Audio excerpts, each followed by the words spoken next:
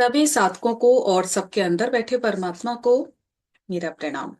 मैं आराधना अरोड़ा अपने channel Aradhana Arora the unique Pranayama में आपका स्वागत करती हूँ और आपके साथ कंटिन्यू करूंगी पतंजलि योग सूत्र।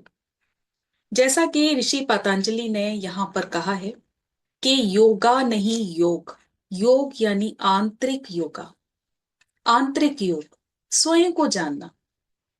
और हम सबको तो जानते हैं लेकिन स्वयं को नहीं जान पाते।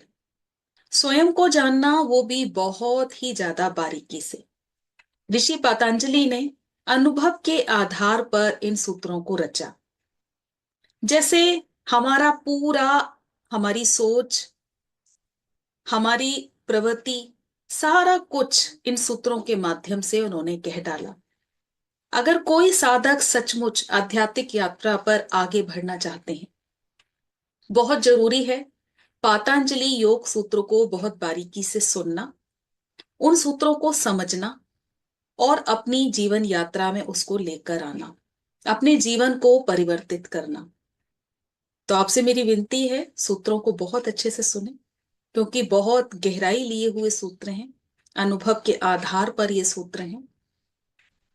और अगर आपको ये समझ में आते हैं, ज्ञान मिलता है, तो आप इन्हें अन्य साधकों के साथ भी जरूर शेयर करना। तो आइए इसी के साथ आरंभ करते हैं। वृत्तयः पंचतथ्या क्लिष्टा क्लिष्टः, यानी क्लिष्ट अक्लिष्ट भेद वाली। जैसा कि मैंने पिछले अध्याय में आपके साथ चर्चा की थी वृत्तियों की, जो मन में वृत्तियां उठती हैं, जितने तरह के हमारे विचार आते हैं, जो भी हमारी सोच होती है, दूसरों को देखकर, खुद को देखकर, उनको बहुत अच्छी तरह से ऋषि पतंजलि ने क्लियर किया है। ये वृत्तियां 5 तरह की होती हैं और पांचों तरह की वृत्तियों में, यानी 5 तरह की वृत्तियां, पांचों तरह की वृत्तियों में जैसे ये वृत्ति है तो इसमें क्लिष्ट भी होगी, अक्लिष्ट भी होगी, यानी सुख भी होगा, दुख भी होगा। इसी तरह दूसरी वृत्ति में क्लिष्ट भी होगा, अक्लिष्ट भी होगा, यानी पांचों तरह की वृत्तियों में क्लिष्ट भी है और अक्लिष्ट भी है। आप सुख का भी अनुभव करेंगे और दुख का भी अनुभव करेंगे। कोई भी सिचुएशन आपके सामने आ जाए, कोई भी ऐसी परिस्थिति आ जाए, तो आप देखना उसमें आपको सुख भी मिलता है और दुख भी मिलता है। दोनों तरह के अनुभव आपको होते हैं। अब मैंने बताया था कि जो क्लिष्ट वृत्ति होती है वो हमें मोह की ओर ले जाती है, कलेश की ओर ले जाती है, अधर्म की ओर ले जाती है, अज्ञान की ओर ले जाती है।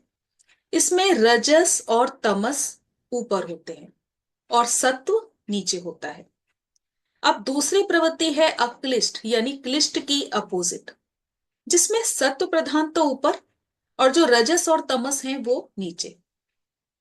ये विवेक की ओर, आत्मज्ञान की ओर ले जाती है। अविद्या और क्लेश को ये समाप्त करती है। तो यानी कि ये 5 तरह की वृत्तियां हैं। अब सबसे पहले दूसरा सूत्र लेंगे हम इसका, प्रमाण विपर्यय विकल्प निंद्रा स्मृतयः, यानी चित्त की 5 तरह की वृत्तियां हैं, प्रमाण, विपर्यय, विकल्प, निंद्रा और स्मृति। इन्हीं को एक एक करके हम अध्ययन करेंगे। और जैसा मैंने बताया हर वृत्ति में क्लिष्ट भी है और अक्लिष्ट भी है। सबसे पहले लेंगे प्रमाण को। प्रमाण यानी किसी चीज का प्रूफ, यानी सही तरह की जानकारी, राइट नॉलेज। जिस साधन के द्वारा हमें किसी भी पदार्थ या वस्तु का बिल्कुल सही ज्ञान होता है, सत्य ज्ञान प्राप्त होता है, और बिना प्रमाण के किसी वस्तु का वास्तविक ज्ञान हमें हो ही नहीं सकता। यानी कि हम किसी बात को तभी मानते हैं जब हमारी इंद्रियां उसको स्वीकृत कर लेती हैं। यानी किसी चीज को देखकर, किसी चीज को सूंघकर, किसी चीज को सुनकर हम तभी उसको प्रूफ मानते हैं उस बात का, जब हम उसको देख ना लें, जब तक हम उसका प्रमाण ना लें। तो इसी को हमने बोला प्रमाण। और जैसा मैंने कहा कि हर वृत्ति में क्लिष्ट भी होगा और अक्लिष्ट भी होगा। अगर आपके चक्रा एनर्जी नीचे की तरफ है, तो यानी कि नीचे की तरफ होने पर ये क्लिष्ट वृत्ति हुई, यानी आपके अंदर अभी वासना भी है, आप संसार में भी डूबे हो, सत्संग भी सुन लिया, अच्छी बातें भी सुन ली, अच्छी बातें कर भी ली, लेकिन वापस आप कन्वर्ट हो जाओगे संसार की तरफ। यानी फिर से आप आओगे, फिर से सत्संग सुनोगे, लेकिन फिर टर्न संसार की तरफ। यानी कि ये प्रवृत्ति जो हुई, ये वृत्ति जो हुई, ये हुई क्लिष्ट। और अगर जो ऊर्जा है वो ऊपर की तरफ हुई तो ये वृत्ति हुई अक्लिष्ट। यानी कि अब सत्य समझ में आने लगा, और जैसे हमारी सारी शरीर की इंद्रियां सहमत हो जाएं, जिस बात को एक्सेप्ट कर लें। अब जैसे कि हमारे सामने बहुत तरह की सिचुएशन आती हैं, बहुत तरह की परिस्थितियां ऐसी आती हैं, बिल्कुल प्रूफ हमारे सामने आके खड़ा हो जाता है। कोई लड़ाई है, कोई कलेश है, या हमारे ही खिलाफ कोई अपोजिट बोल रहे हैं, तो ये हमारे सामने प्रूफ हुआ, लेकिन ये हुई क्लिष्ट प्रवृत्ति। अब इसी से आप पार जा सकते हैं, इसको कन्वर्ट करके अक्लिष्ट में। यानी उस समय आप ऐसा भी सोच सकते हैं कि आप आध्यात्मिक यात्रा पर हैं, और अपने विवेक द्वारा इस प्रवृत्ति को आपने अपने अंदर लेना ही नहीं है। यानी यहां पर आप ये ध्यान रखें कि ये संसार सिर्फ एक नाटक है, और मुझे इसमें फंसना ही नहीं है। यानी ना तो आप पॉजिटिव हुए, ना आप नेगेटिव हुए, आप शून्य भाव में रहे। तो यानी कि यहां ये चीज प्रूफ करती है कि जो आपकी ऊर्जा है वो अब ऊपर की तरफ है। यानी अपनी बुद्धिमानी से, अपने विवेक से आपने इस बात को समझा, और आप इससे पार आ गए। तो यानी क्लिष्ट से अक्लिष्ट में आ जाना। अब यहां पर ये तीन तरह की हैं। पहला है प्रत्यक्ष। प्रत्यक्ष यानी जैसा हम नॉर्मल लैंग्वेज में कहते हैं प्रत्यक्ष, यानी बिल्कुल साफ साफ देखकर, अपनी इंद्रियों द्वारा, आंख द्वारा देखा, कान द्वारा सुना, नाक, त्वचा, जीभ, इसके माध्यम से बिल्कुल प्रत्यक्ष।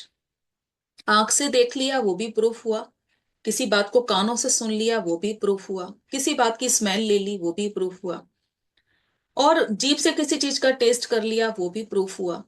यानी ये इंद्रियों द्वारा आपने उस चीज को प्रत्यक्ष रूप से समझ लिया। दूसरा हुआ अनुमान। अनुमान यानी अज्ञात वस्तु है, स्थिति है, लेकिन आपने अनुमान लगा लिया। जैसे कि कोई आपको स्मेल आ रही है किसी के सड़ने की, या कोई अच्छी स्मेल आ रही है तो आपको पता लग गया। कोई अगर स्मेल ऐसी आ रही है तो आपको पता लगा कि कहीं पर कोई चीज सड़ रही है। या फिर कोई अच्छी स्मेल आपको आ रही है, आपको पता लग गया कि कुछ ना कुछ अच्छा बना है। आपने कहीं धुआं निकलते देखा तो आपको यह समझ आ गया कि अगर धुआं निकल रहा है इट मीन्स यहां आग लगी है। तो इस तरह से हमारे अंदर बहुत तरह की अलग अलग परिस्थितियों से अनुमान आते हैं। तीसरा हुआ आगाम। किसी विश्वसनीय स्रोत से ज्ञान प्राप्त करना, इसे शब्द प्रमाण भी कहते हैं। विश्वसनीय स्रोत यानी कि वेद शास्त्र किसी महापुरुष द्वारा आपने सुने, और आप किसी महापुरुष द्वारा अगर ज्ञान सुनते हैं तो ये बात आपको समझ में आती है कि ये जो ज्ञान है ये बहुत प्रचलित है, वेदों में भी इसका जिक्र है, तो यहां पर आपकी आत्मा ने उसको स्वीकार किया। अब दूसरी जो वृत्ति है वो है विपर्य, यानी कि झूठा ज्ञान, या फिर इसे कह सकते हैं ब्रह्म ज्ञान, रॉन्ग नॉलेज। ऐसी वृत्ति जिसमें सही ज्ञान ना होकर उसके विपरीत ज्ञान प्राप्त होता है। भ्रम को मन में रखकर अपने आप चारों तरफ एक काल्पनिक दुनिया हम बना लेते हैं, झूठी दुनिया बना लेते हैं, अपने अंदर भ्रम पैदा कर लेते हैं। जैसे कि कोई अगर आपके जानकार आपके सामने कोई चर्चा कर रहे हैं, आपको वो सुनाई नहीं दे रहा, तो आपने फौरन ही आइडिया लगा लिया कि ये जरूर मेरे खिलाफ बात कर रहे हैं। या फिर अगर किसी ने आपको नहीं पूछा तो आप ये समझेंगे कि जरूर इसको मेरे से कोई ना कोई प्रॉब्लम है, इसलिए इसने मेरे से बात करना छोड़ दिया। यानी ये जो ज्ञान हुआ ये झूठा ज्ञान हुआ, ब्रह्म में आप चले गए, अपने आप आपने अपना कल्पना आपने तैयार कर ली, विपरीत ज्ञान आपको प्राप्त हो गया। यानी इंद्रियों द्वारा वस्तु का विपरीत ज्ञान। तीसरा हुआ विकल्प। विकल्प यानी इमेजिनेशन, कल्पना में रहना। मन एक ऐसी धारणा बना लेता है जो रियल है ही नहीं, वस्तु सामने उपस्थित नहीं है, लेकिन आपका विचार उस पर चल रहा है। आपने अपने आप अपने मन में उसके प्रति कहानी बना ली। जो ठीक है ही नहीं। यानी कि जैसे अगर किसी का 2 दिन फोन नहीं आया, 2 दिन मैसेज नहीं आया, तो आपने अपनी तरफ से ही कल्पना कर ली कि जरूर कोई ना कोई परेशानी हुई होगी। या आपके अपने भी अगर लेट हो जाते हैं तो आप फौरन उस विषय में कोई ना कोई कल्पना बना लेते हैं, कुछ ना कुछ गलत सोच लेते हैं। तो यहां पर जो मैंने बात करी थी विपर्यय में, इससे पहले जो मैंने विपर्यय बोला था उस विषय में भी, तो वो जो सारा ज्ञान था वो क्लिष्ट का था। क्लिष्ट यानी कि जैसे कि अपने आप अपने मन से सोच लेना कि वो मेरी बुराई कर रहे हैं या मेरे लिए गलत सोच रहे हैं, इस तरह की सोच अपने अंदर रखना। लेकिन ये सब कुछ था क्लिष्ट। अगर क्लिष्ट से आपको अक्लिष्ट में जाना है तो फौरन आपके अंदर इस तरह की सोच भी आ सकती है कि जरूरी नहीं कि वो मेरे लिए कोई ना कोई गलत बात ही करें। हो सकता है वो अपनी कोई पर्सनल चर्चा कर रहे हैं, लेकिन अगर आप पूरी तरह से विवेक है आपके अंदर अवेयरनेस आ गई, तो आप ये सब सोचेंगे ही नहीं। बल्कि इसके विपरीत आप ये सोचेंगे कि आपको इन सारे भ्रम में पड़ना ही नहीं है। यानी फिर से वही स्थिति कि ना तो आपको पॉजिटिव सोचना है ना नेगेटिव सोचना है, बिल्कुल शून्य भाव में करना है। कोई कुछ भी करे, आपको किसी बात से कोई मतलब नहीं। आपको सिर्फ एक ही बात ध्यान है कि आपको अपनी यात्रा में आगे बढ़ना है और अवेयर रहना है। यानी कि क्लिष्ट से अक्लिष्ट में, जीरो भाव में। इसी तरह जो मैंने ये विकल्प का जिक्र किया जिसमें आप कल्पना बना लेते हैं, तो ये सारी क्लिष्ट प्रवृत्ति थी। इसके आप अपोजिट जा सकते हैं कि आपने कुछ सोचा ही नहीं, क्योंकि कुछ भी हमारे हाथ में नहीं है। और यहां भी क्लिष्ट से अक्लिष्ट में, कि कुछ अगर सोचा भी जाए तो गलत क्यों सोचा जाए, क्यों ना पॉजिटिव सोचा जाए। और ऐसा हम जानकर नहीं करते। जैसे जैसे हमारी ऊर्जा ऊपर की तरफ बढ़ती जाती है, खुद ही हमारे अंदर इस तरह के पॉजिटिव विचार आने लगते हैं। यानी क्लिष्ट से हम अक्लिष्ट की तरफ चले जाते हैं। अगला है निंद्रा। हालांकि निंद्रा को भी वृत्ति में रखा गया है, और क्यों रखा गया है वो भी मैं क्लियर करती हूं। इस वृत्ति में मन पूरी तरह शांत हो जाता है, ये आप जानते हैं। दुनिया का ज्ञान हमें इस स्टेज पर नहीं रहता। तीनों वृत्तियों में से बिल्कुल चौथी स्थिति है नींद में चले जाना, पूरी तरह से लिप्त हो जाना और जागरण ना रहना। जबकि ध्यान अवस्था में जब हम ध्यान करने बैठते हैं तो उस समय हम जागृत अवस्था में रहते हैं, हमें ये ज्ञान होता है कि हम ध्यान अवस्था में हैं। अब इसमें क्लिष्ट और अक्लिष्ट कैसे हुआ कि आप रात को सोए और सुबह पूरी तरह से रिलैक्स होकर उठ रहे हैं। यानी रात को सोते हुए आप पूरी तरह से कंफर्टेबल हैं, कोई भी गलत सोच आपके अंदर नहीं है, और सुबह उठ रहे हैं तो भी फ्रेश मूड में उठ रहे हैं। यानी ये जो प्रवृत्ति हुई, ये जो विकृति हुई, ये हुई अक्लिष्ट। और रात को आप खुद ही टेंशन लेके सो रहे हैं, आप डिस्टर्ब हैं, आप परेशान हैं, तो नेचुरल है कि आप ठीक से सो नहीं पाएंगे, रिलैक्स होके सो नहीं पाएंगे। पूरी रात आप डिस्टर्ब रहेंगे, घबराहट रहेगी, पासे पलटेंगे। तो ये जो वृत्ति हुई, ये क्लिष्ट प्रवृत्ति हुई। हालांकि अब बहुत सारे वीडियोस में, बहुत सारे सेशंस में ये बताया जाता है कि आप सोने से 1 घंटा पहले जो भी फोन पर आप काम करते हैं उसको छोड़ दें, अपने माइंड को टेंशन फ्री करें। सोने से पहले आप मेडिटेशन करें, ताकि जो आपका माइंड है पूरी तरह से रिलैक्स होकर रहे। अब लास्ट है स्मृति, यानी मेमोरी, यानी कि पास्ट नॉलेज। और स्मृति आप जानते हैं कि जो भी हमारे मन में पुरानी जो यादें हैं वो सारी स्टोर होती हैं। चाहे छोटी बातें हों चाहे बड़ी बातें हों, हम हर किसी बात का कनेक्शन पुरानी बातों से कर देते हैं, पास से कर देते हैं। कोई भी खाने की चीज आई, अरे ये चीज ये तो मैंने पहले भी खाई थी, ये बात तो मैंने पहले भी सुनी थी, ये कपड़े तो मैंने पहले भी पहने थे। यानी उसका कनेक्शन आप कर देते हैं पास से। यानी उन विषयों का पुनः स्मरण करना, पुरानी बातों को सोचना, उन बातों पर दुखी होना, सुखी होना, खुश होना, यानी पुरानी पुरानी बातों को सोचते रहना। इन वृत्तियों से ऊपर उठना। यानी अब आपको ये समझ आ गया कि क्लिष्ट कौन सी और अक्लिष्ट कौन सी। और ऊर्जा का ऊपर उठना यानी अक्लिष्ट में कन्वर्ट होना।